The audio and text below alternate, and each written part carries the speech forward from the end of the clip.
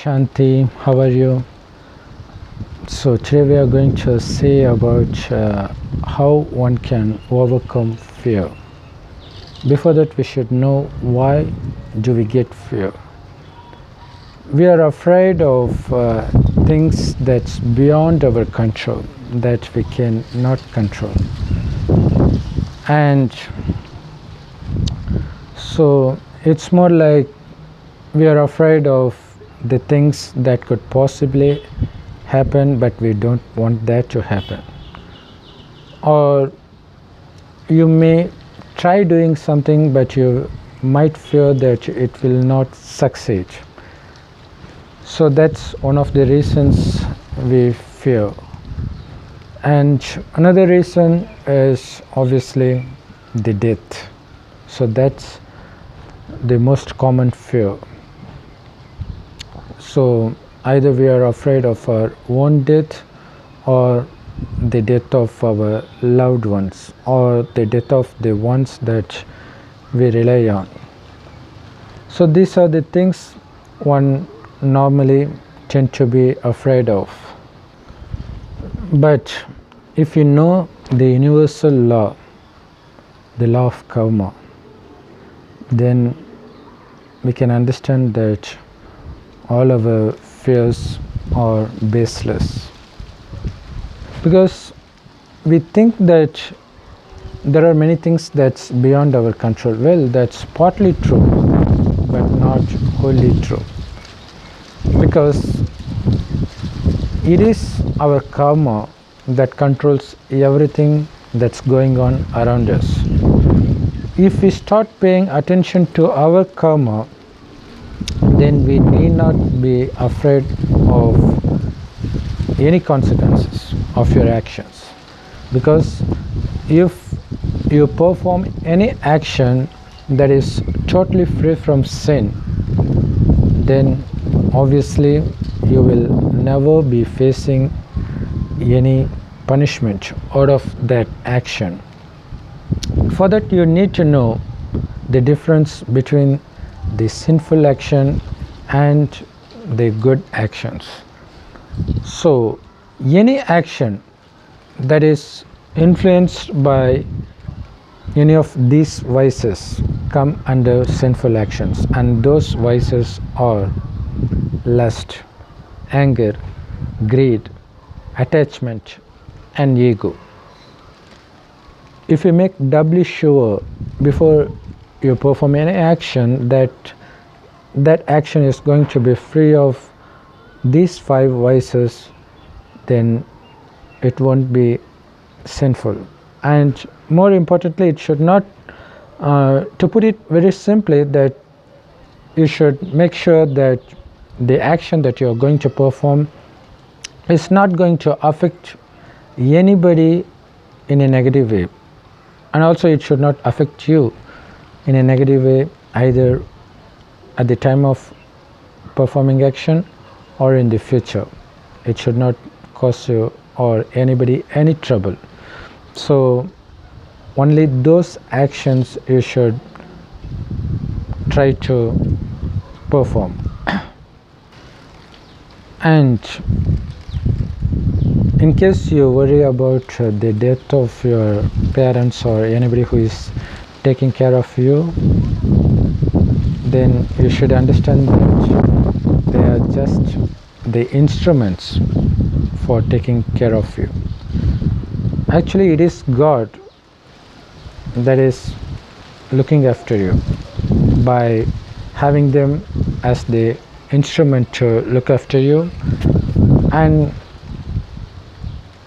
do we have any control over that? Yes. Your past actions decide to which family you will be born.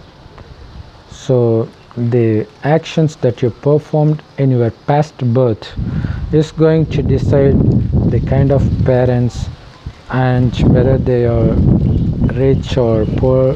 So everything will be decided based on the actions that you performed in your past birth. Similarly, the actions that you perform is going to take care of your future as well. So it is your action that's going to determine whether you will be under the care of your parents or you will be free from that. So your action is going to decide that. You may have performed many sinful actions in your past birth. So what should we do now? So God comes now and says that you can burn all your sins. It is you who performed those sins. So it should be you who has to make effort to wash away all those sins, and no other way. So how should we burn all of our sins? By remembering God. How can we remember God whom we have no idea how He looks and we have no idea about Him? We just have heard the term God in all religions, but in no religious scripts is there any mention about how God looks like. Then how can you remember Him? Since we have no idea about who God is, we start believing in some humans like Jesus Christ or Lord Krishna or so on. The funny fact is, we don't know how Jesus looks like as well. Then how can we remember Him either? So God says, I'm invisible to human eyes because I'm that small. Not only me, even you, my children, are also as small as I am. Yes, by children I refer to the soul or the spirit that is residing in between the eyebrows in your forehead. And that is why Hindus has this habit of wearing red dots over here. That is where we reside.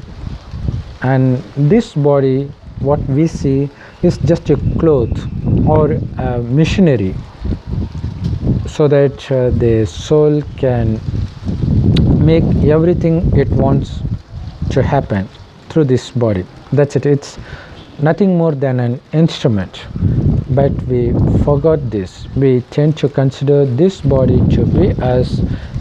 Thereby we become slaves for these five vices I mentioned earlier, like lust, anger, greed, attachment and ego, which is why we start accumulating sin after sin for birth after birth. And now we are in the final birth, because the world is going to be renewed back to the new world called heaven, as it was renewed 5,000 years back. Yes, the world was heaven in the beginning. So this is a time cycle called Kalpa. It consists of 5,000 years. In the beginning it was heaven. It continues to be heaven for the first 2,500 years. And the next 2,500 years, the same earth which was once heaven is converted to hell, where we start suffering. The reason is, while we were in heaven, we didn't have this body consciousness as we do now. In heaven, we used to consider ourselves to be this imperishable soul that inhabits this body, that operates this body. So naturally we consider ourselves to be this soul, and we used to look at the opposite person as souls as well, which is why there is no lust between people. Thereby there is no anger, greed, attachment, ego, anything. We were as free as God. We just have fun. So we would be playing with the wild animals, as we call now, like lions and tigers. They'll be just like our pet animals that we have now. So we would be playing with them, which is why in Hindu temples you will still see the deities sitting on lions or tigers or something like that, which represents our beginning stage. So that is because we had this enormous soul power, because our souls were not corrupted by sins like lust, anger, greed and attachment. We were filled with those powers that we can make anything happen. For example, we can make it rain, or we can make the rain stop in an instant. So that's the kind of power we possessed initially. So that is why people in India, they worship those deities that inhabited the heaven as God in the temples. But we are not God. But of course we had this power equal to God while we were in heaven, but we start losing that power gradually, and after completing the first 2500 years, we have lost the soul power to the extent that we tend to forget ourselves to be souls. Instead, we considered ourselves to be this physical body, which is why we become slaves for these five vices, and we start getting punishment for that as well, because these five vices will undoubtedly bring sorrow and pain. So that is why we start calling out to God by creating, building temples, mosques, churches, and we started writing religious scriptures. But despite these kind of worships, our pain and sorrow, they just keep on increasing day after day, birth after birth. So to put an end to it, God comes finally from his abode, which is called the supreme abode. In Hindi it is called Parandam or Paralok by Christians. So from there God comes to this place. He enters an old man, and he names him as Brahma, and he starts giving the true knowledge through his mouth, not to start any religion as Muhammad and Jesus Christ did. God comes not to establish any religion, but to establish or re-establish heaven on earth. That is why he comes, that is why he gives this knowledge, and only through his knowledge we can take birth in heaven, because this is a time cycle. After the completion of heaven, the world becomes hell. After the completion of hell, the world again becomes heaven. So to make us eligible to take birth in heaven, all we need to do is to consider ourselves as souls and not this body, and we have to keep on reminding ourselves that we are not this body but this soul that operates this body. And we have to remember God, who is also a point of light that shines like a star in the orange colored light world called the supreme abode. So we have to remember God as a point of light, and before that we have to consider ourselves also as a point of light. Then that's the only way our sins get absolved. And how do we know that? The more we remember God, the more we get some strange trembling sensation over here, and as a result we will see lust, anger, greed, attachment, everything fades away from our intellect and mind. And this is what God says, and this is what the true meditation or Rajayoga is all about. In addition, we need to listen to the words of God, and that is available in all Rajayoga meditation centers, that is available across the globe. The knowledge is provided totally free of cost, because it is God who himself teaches through Rajayoga meditation centers. And it is called Murli. You can Google Murli in your language, then you can find those videos or audios or PDF. Or you can go to the Rajayoga meditation center if you can locate it yourself. Or you can send us message in WhatsApp so that we can provide you with the address of the Rajayoga meditation center in your area.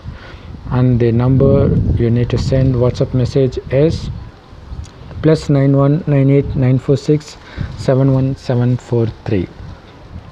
And this is what God says. And God gives knowledge to wipe out all our sins, and the only way out is to remember God as much as possible.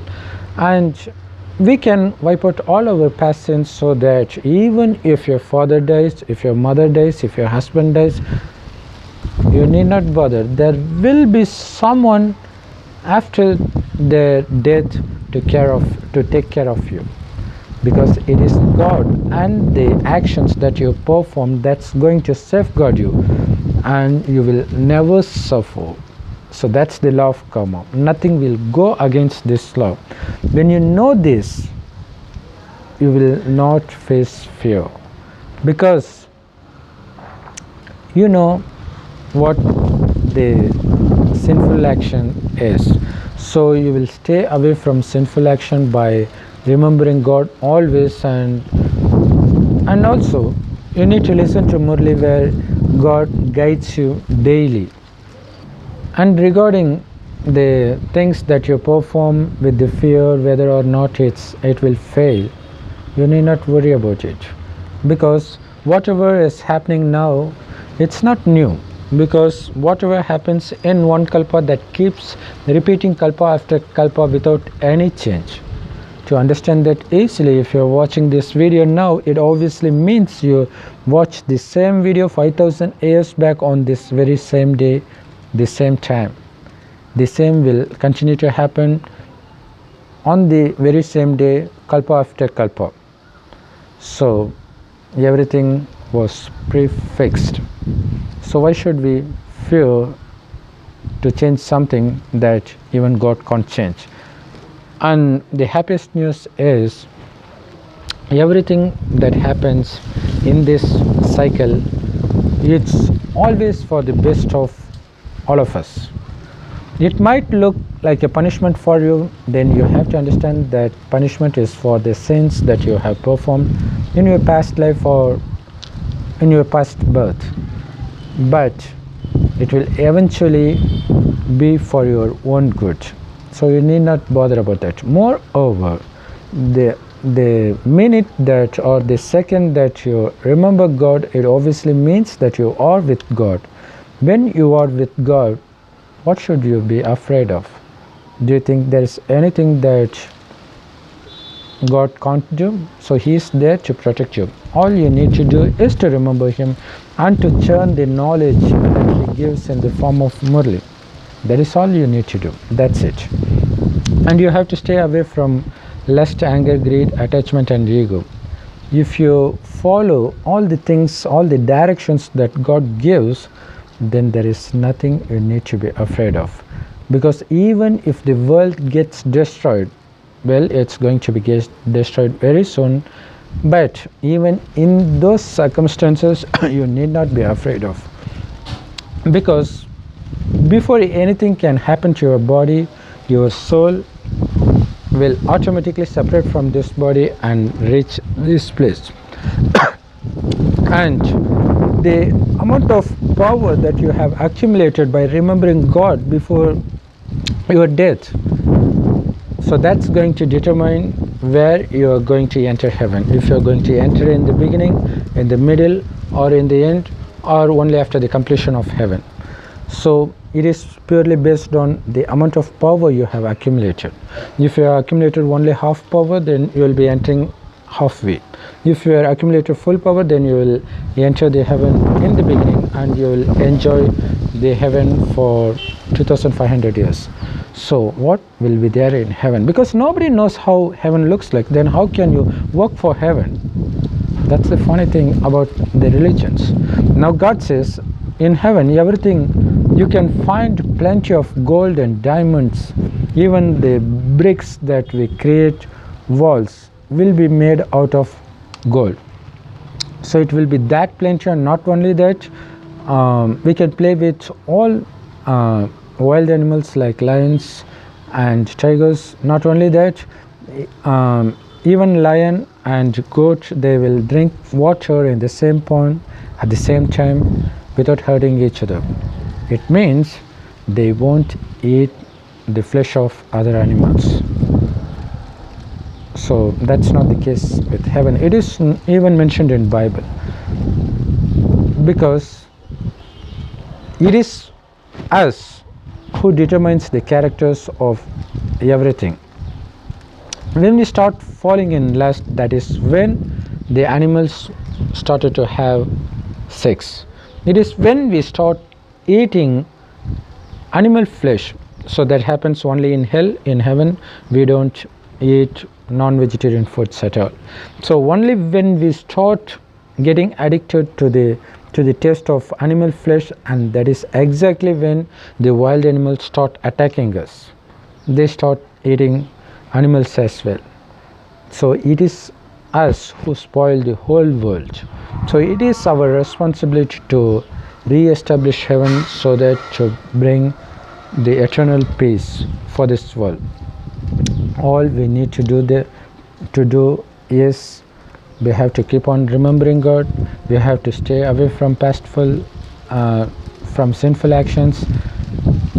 That's it. That's the only thing. When you are doing this, everything that's going to happen to you will be in your favor. So there might be some trouble in the beginning, but don't bother. Just hold on to God very firmly. That is, just keep on remembering Him. So everything will move according to your favor, and you will be very much surprised on seeing that. See, when God is with you, when you are pretty sure that you haven't committed any sins, or you have washed out all your sins by performing this yoga, that is remembering God, then is there anything to be afraid of? And everything will be for our favor, for our own good, and God guarantees you that. Moreover, just you have to see it as a witness. You have to detach yourself from the things that's happening around you, because it is hell. Of course, everybody will be facing some trouble one after another. It will happen due to natural calamities, due to political things. Many things will happen due to your neighbors, due to your relations. So many painful things will happen, but if you keep on remembering God, and if you can detach your mind from everybody, then you need not be afraid of anything. You need not worry about anything. You will be always filled with pleasure and joy. So that's the kind of joy that we can enjoy without any break, non-stopping, continuously. How is that possible? That's possible just by considering ourselves to be souls, and by connecting ourselves to God, who is also a point of light. Moreover, we are going to enjoy heaven, where there won't be any illness, there won't be any poverty.